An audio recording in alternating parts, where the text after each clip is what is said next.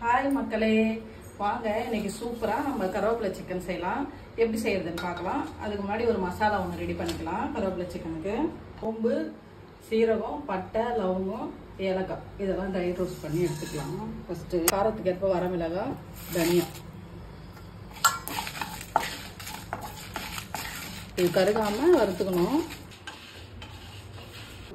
கழுவி சுத்தம் பண்ணி வச்சிருக்கேன், இதை சேர்த்துக்கலாம். தண்ணி இல்லாமல் சேர்க்கணும். தண்ணியோட கருவேப்பிலை இருந்துச்சுன்னா தெரிக்கும். இது நம்ம எடுத்து ஆற வச்சு அரைச்சி எடுத்துக்கலாம். அதே பாத்திரத்தில் எண்ணெய் ஊற்றிக்கலாம். கழுவி வச்சுக்கலாம். ஒரு 100 கிராம் அளவு சின்ன வெங்காயம் சேர்த்துக்கலாம்.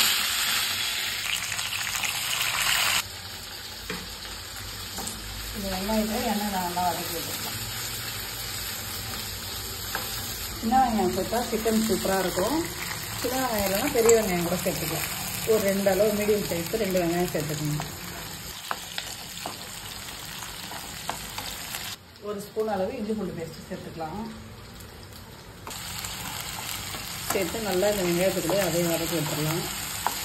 2 தக்காளி கட் பண்ணி வச்சுருக்கேன், இதையும் இது கூட சேர்த்துக்கலாம்.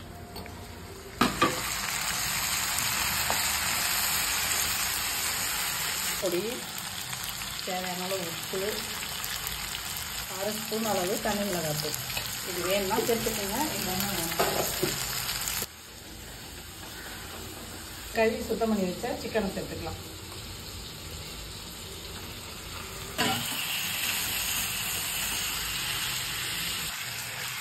சிக்கன் நல்லா சூப்பராக அந்த மசாலாலே நல்லா வதக்கி எடுத்துக்கலாம். தண்ணி கூட சேர்க்க தேவை.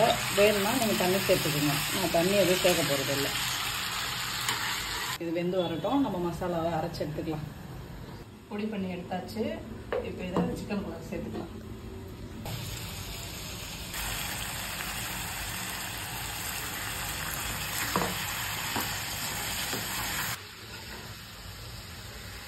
கருவேப்பிலாம் நம்ம போட்டோம்னா பசங்க எடுத்து கீழே போட்டுருவாங்க.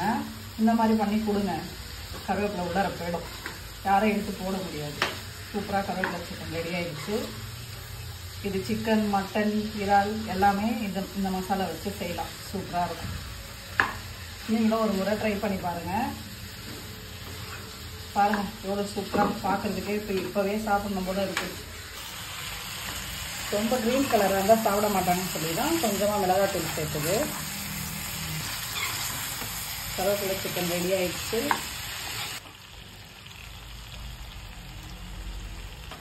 ஒரு அட்டகாசமான கருவேப்பிலை சிக்கன்.